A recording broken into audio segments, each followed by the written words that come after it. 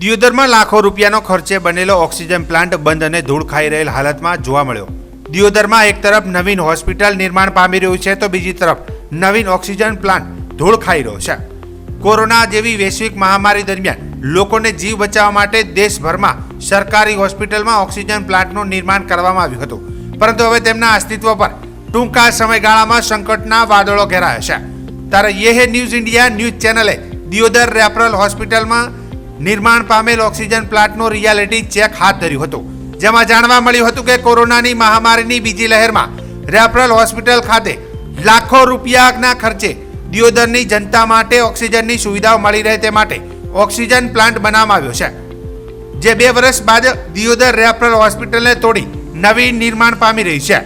ત્યારે છેલ્લા ઘણા સમયથી દિયોદર ખાતે નવીન રેફરલ ખાતે લાખો રૂપિયાના ખર્ચે બનાવેલ હોસ્પિટલ પ્લાન્ટ પર ધૂળ ખાતો નજરે પડી રહ્યો છે।